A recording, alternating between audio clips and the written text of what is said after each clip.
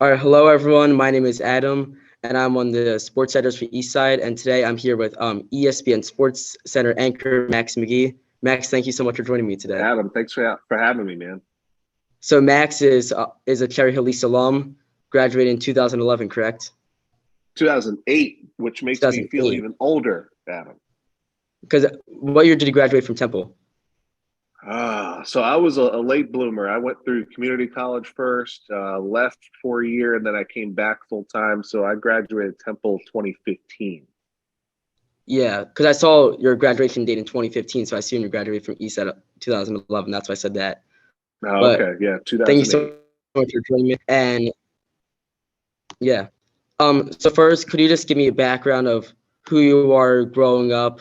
Like, was sports something you were always into, like broadcast journalism, really sports fan, and was this like something that like you always like wanted to do?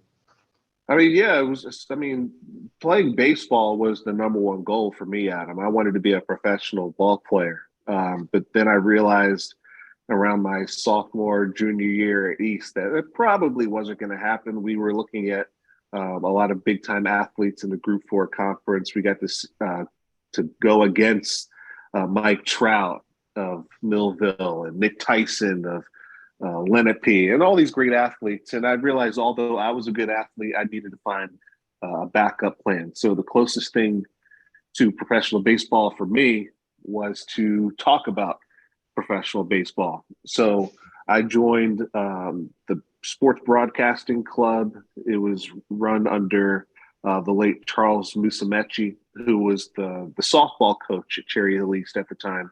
And he just encouraged me. He said, "Why don't you come in after school and just talk about sports? I know you love sports. Why not just give it a shot?" So I did. And the rest is kind of history from there. I was on the baseball team, I was on the football team, but I knew this was kind of what I wanted to do. We used to air shows on Channel 18 or Channel 19, Educational Access. I'm not sure if you guys still have that, but that was my first exposure to being on camera, getting those reps. And that played a pivotal role for my career because before I got to Temple, I was already getting some reps on camera. Sometimes when the kids are already in college, that's when they first start to go on camera. And it takes a little bit of an adjustment to get comfortable on camera. For some people, it takes a few years. Some people, they're just naturals at it. And I was not a natural. I'm one of those grinders where I still have to come up with ways to be comfortable, come up with ways to come up with more knowledge, so I can be more efficient on camera, get in and out of my takes, so I can have the best show possible. But I was a former athlete, and this was just a natural transition to go into sports. And thankfully, I ended up at ESPN, but it took a few years to get there. Yeah. And I know you talked about the broadcast club that you were here. Were there any other things that you did here at Cherry Hill East related to broadcast or journalism? Yeah, so I did the sports broadcasting program with Charles Musumeci. I was in the journalism club with Greg Gagliardi. We had a sports debate club, and that was when you were just trying to get with your group and put your debate against the other group in the room, in the same room that you're in right now. And we would just have fun going back and forth about all of our points. And don't ask me what our points were back then. It was way too long for me to remember. But I just remember having fun. And I remember thinking to myself, this is exactly where I'm supposed to be. But those are the only clubs that I remember being a part of, other than the baseball and the football team. I was on the football team my freshman and sophomore year. But the highlights of high school for me were in that journalism department wing and on the baseball field. Yeah. And do you have a favorite memory from East or a favorite teacher from East that you remember a lot? Ooh, favorite teachers. I mean, I really liked them all. I know that's such a cliche answer, but they all treated me with respect, and I really genuinely liked them all. Well, a couple that really stood out were Mr. Van. He was a history teacher. I'm not sure if he's still there, but I liked his He's still here. style. And he's still here. Yeah, he's still I there. really liked. Here. Yeah, I really liked his style of how he got us to memorize all those notes. And sometimes he would bring in a little comedy with the slideshows.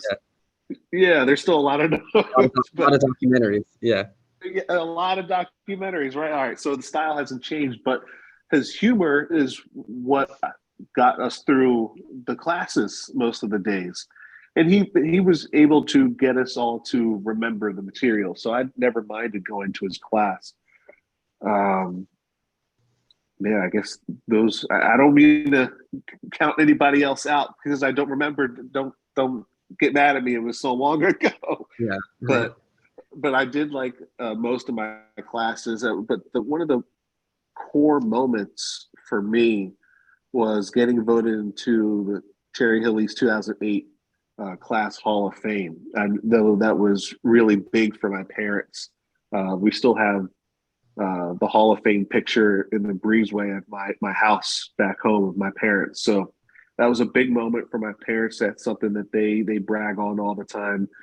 They always say for me to get back to the Cherry Hill East because they heard something that they take down the photo after 10 years. And it's been more than 10 years. Now. Yeah. They only keep up for like 6 or 7 years now. Okay. So, but that was a really great core moment for myself personally, but more importantly for my parents.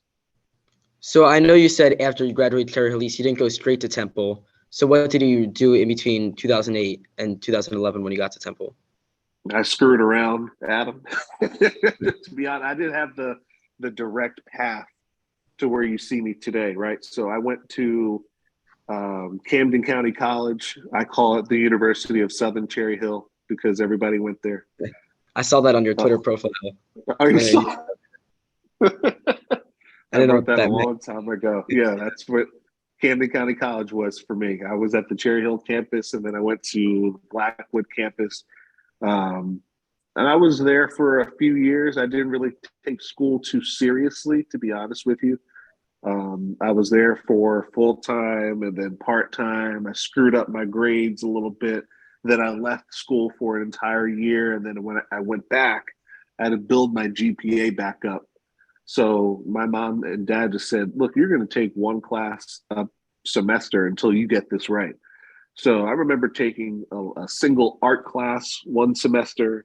And then the next semester, it was like a chemistry and a math course. And then the semester after that, it was a language and math and a science and then a communications course before I finally got my associate degree around 2013. Then I started the application for college process again. And I just remember applying everywhere. I remember applying to schools in the Southeast, the Midwest, West Coast. I love the West Coast. But I remember sitting in my room one night and I just said, look, if I get into Temple, that might be a really good opportunity for me because my mom told me to apply to Temple. I wasn't looking at Temple at all. I thought Temple was like one of those schools where it's like Ivy League or like a bunch of brainiacs go there. I'm not getting in there. But I applied, and I think less than 2 weeks later, I remember going to the end of my driveway, my parents' house, opening the mail and seeing that big acceptance package. So I ran up the driveway. I sprinted. I swear I did a 4.340 up the driveway. I showed my parents, and I got into Temple, and that was around 2013, and I wound up graduating 2 years later. But I promised myself if I got into a 4-year school, I wasn't going to screw around. I was going to go there, do the work, and eventually graduate. Yeah, and obviously with Temple being right in Philadelphia, you have a ton of opportunities there with broadcast and journalism with 4 major sports teams in the Big Five, being obviously Temple Athletics. So how did Temple prepare you? Like, what were your experiences there that helped you to get to where you are now at ESPN? Well, the internship was huge. And obviously when people are going to Temple University and they have an interest in communications and broadcasting, they have to do their homework because it's no joke.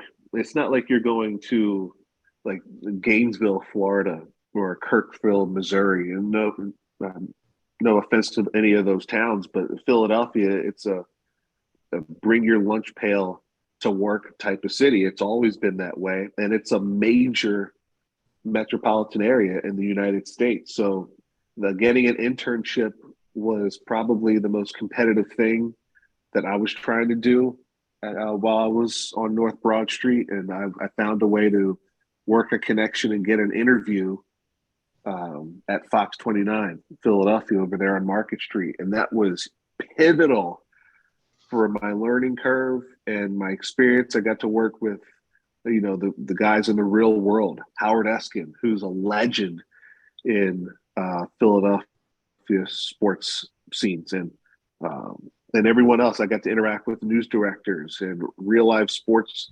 producers, Marcus Beasley, and everyone else there. And I learned a lot from, just going to class every day, learning the lingo of the same lingo that's still used in broadcast terminology today with VOs and VOSOTs and packages, and learning broadcast style writing. And of course, Al Sports Update. Matt Fine was running the program back then. He still is now. And right now I can proudly say that Temple University, their broadcast department, it's a dynasty right now. They're churning out talent each and every year. And that was before I got there. I was just one of the names that decided to stick with it. But if you are in the broadcast department at Temple University, odds are you're going to find yourself with a pretty good future. Yeah. And coming out of Temple, so what did you do between Temple and ESPN? How did you work your way up to getting a big-time job on ESPN? Yeah, so I was working at a restaurant called Famous Dave's Barbecue. It was right on Route 70 in Cherry Hill. At that time, I'd been there around 7 years. By the time I graduated college in 2015. So I was working there, and I was working at the Capitol Grill over at the Cherry Hill Mall, just trying to get some money in my pocket while I was applying to local television stations around the country. And I applied to over 250 of them. It's super competitive to try to get one or two jobs at a single station, because every college graduate around the country is looking at the same job posting on Indeed as you are. So it was a full-time job for me to find a job. And for me, it took 14 months after I graduated college to get that opportunity. I'd been on a couple interviews for stations around the country. I remember it was a station in Washington State. There was Tyler, Texas, maybe a station in Florida. But when Louisiana reached out, that was my opportunity. So I still remember, I thought I was going to Baton Rouge because I worked a connection with another station in Baton Rouge, Louisiana. They wound up hiring one of my good friends that I met years later. But when they said, "Would you like to go to Lake Charles?" I said, "Where's Lake Charles? I don't know where that is. I've never heard of that in my life. I'm from Cherry Hill, New Jersey. What's a Lake Charles?" So I had to do one of those when you look up the city or the town on your maps app on your phone. I had to squeeze the phone to figure out where the small city is. And it turns out it was the fifth largest city in the state of Louisiana. They had really good food, really good people, warm weather a majority of the time. And that was my opportunity, man. I didn't get a chance to go to, a top 50 city. No, Lake Charles was number 174 on the market list. So when you're looking at all the market sizes, you see New York at 1 and LA at 2, Philly at 4. You got to scroll all the way down to the bottom nearly. So I just told myself, this is where you're supposed to be. And if you want to get to where you want to go, you got to take a chance, man. And you got to fly. So that's what I did. I remember leaving August, 2016. And that was a tough day saying goodbye to my parents. I remember trying to take in the scenes um, of my surroundings with the birds chirping and just trying to um, gather in that last bit of comfort and strength of you're about to leave Cherry Hill for the first time in your life consistently, and you're going 1,400 miles away for a job that's really paying $14 an hour. Like, there are people in Cherry Hill who won't drive to Medford for 14 Yeah. bucks an hour, and I'm going to Louisiana. So that was something I was really proud of because I knew I had to take a chance, and I knew I had to just jump. And if I was going to fall flat on my face, so be it. But I was going to go down fighting. So I remember crying like a baby on the Rapid Rover. I remember crying in the airport gate at Philadelphia International. I had a layover in Dallas. I almost missed the connecting flight. I cried then. And then when I got to Lake Charles, when I finally landed, I remember getting off the jetway and the heat punching me in the face. And I started crying again, Adam. I didn't know where the hell I was. But that was the best thing for me. That was my first dose of welcome to reality. This is life. So what was the process like getting the job at ESPN, applying for the job? It's a very competitive job to get. So can you just describe what the process was like to get that job? Yeah, sure. So I went from Louisiana. I was working there for 11 months. I was learning the ropes of how everything worked in local television, was able to get a promotion to go to Myrtle Beach, which was a sister station. It was Raycom Television. Now it's Gray TV. And they offered me the weekend anchor job. And I never anchored in my life, but I was just going to do whatever I saw Rick Williams do at Channel 6 Action News and what I saw Jim Gardner do and Beasley Reese do at CBS 3. I was just going to copy off of them. So I was there for a year and a half, and I did news reporting, sports anchoring. I produced my own shows overnights, getting there at 12 a.m., leaving at 9 a.m. I did the dirty work. And then I was able to parlay that into a job in Baltimore. I signed a multi-year contract with WJZ, the CBS affiliate. And after 3 years in Baltimore, I got fortunate, man. I got lucky. I reached out to somebody on LinkedIn at ESPN, and I said, look, I'm not asking for a job. Everybody does that to you. This was like in the height of COVID. And I said, look, I'm not asking you for a job, but if you guys are holding auditions for on-camera talent, let me know. I will fly up there myself.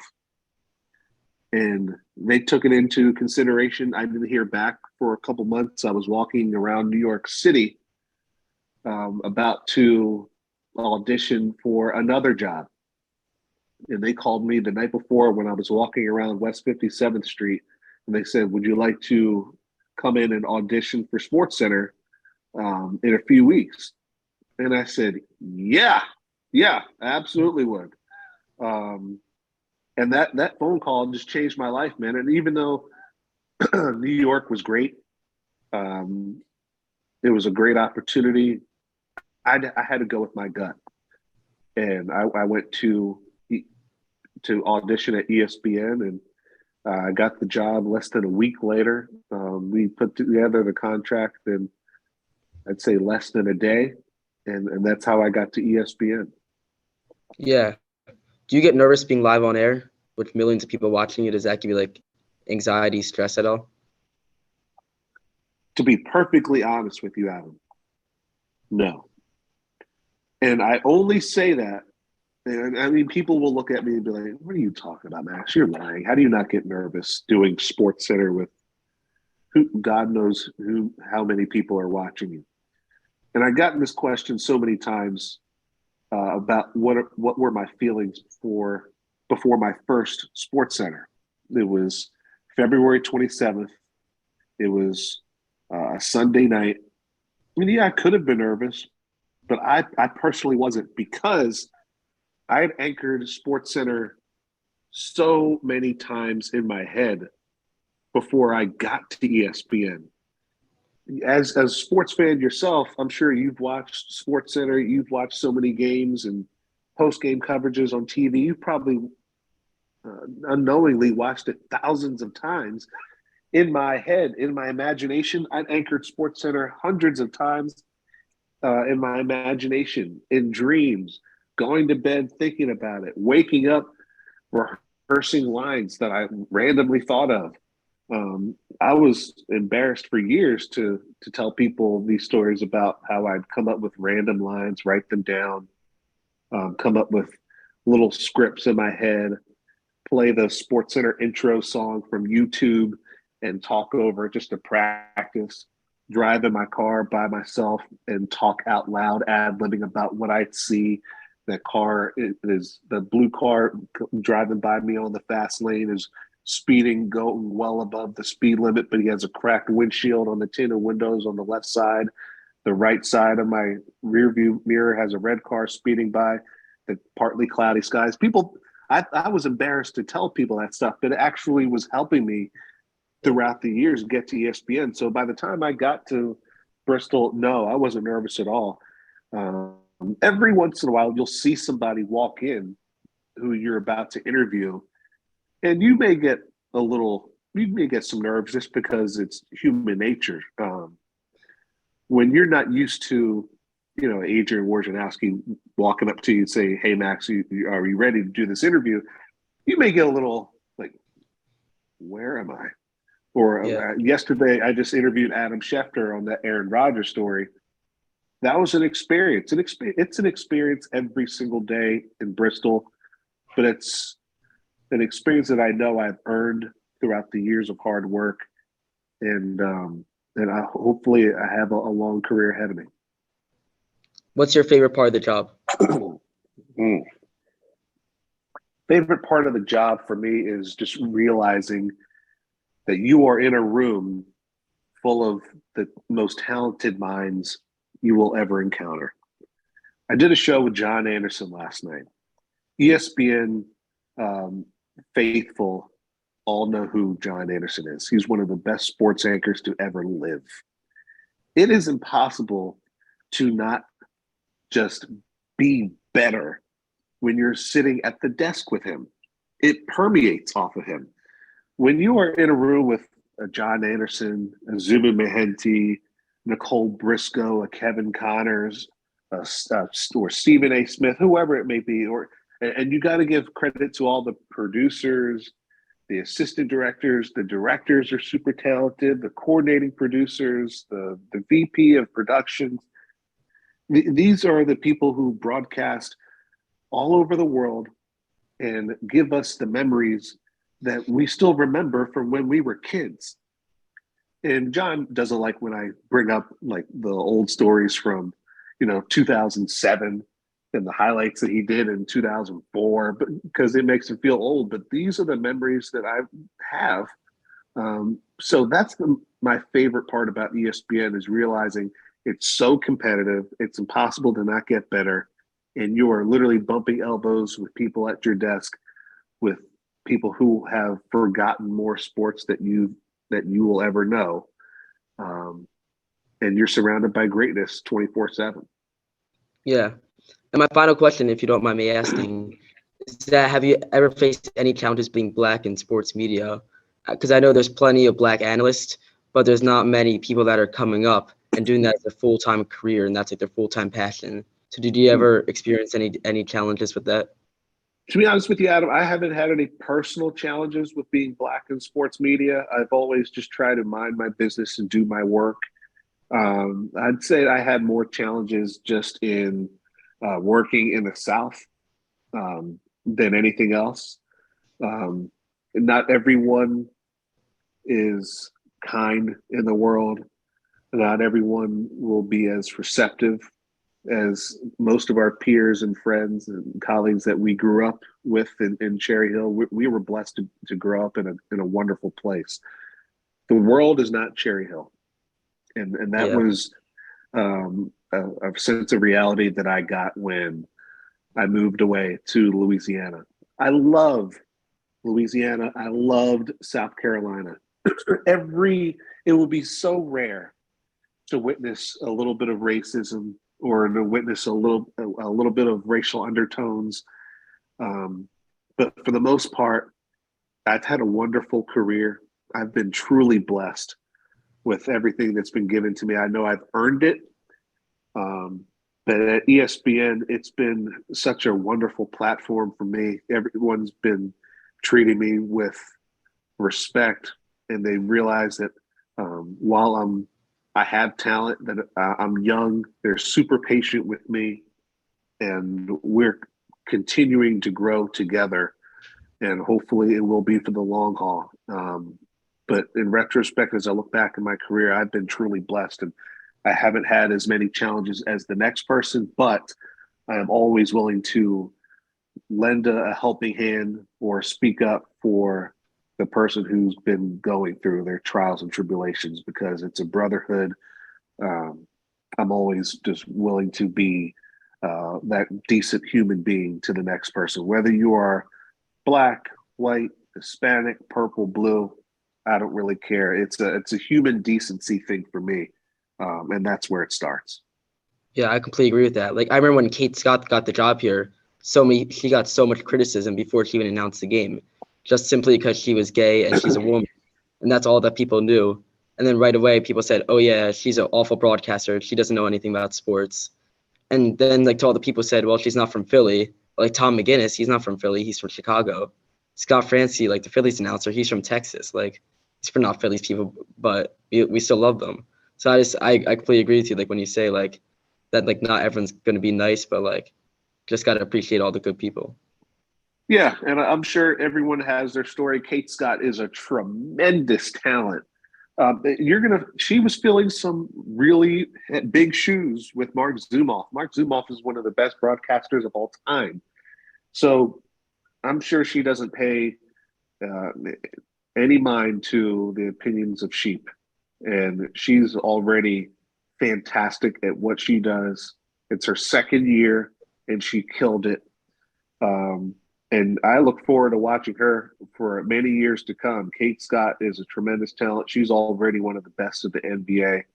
There's always going to be somebody who has a negative opinion about you. It really doesn't matter how great you are or how bad you are. Someone's always going to say something. And as long as you are focusing on the positive and more importantly, keeping the right people around you, um, that's going to prolong your career for an extended period of time. Yeah. So thank you so much, Max, for joining me today for this great interview. Adam, I appreciate you having me, man. I'm getting senses of nostalgia just looking at where your surroundings are in that old journalism department at Cherry Hill East. Cherry Hill East was big for me, big for my family. My sister graduated from there years after I left. And I hope you have the best of luck over at Temple University. Go Owls, baby. Yep. Thank you. All right. Talk to you soon. All right, man.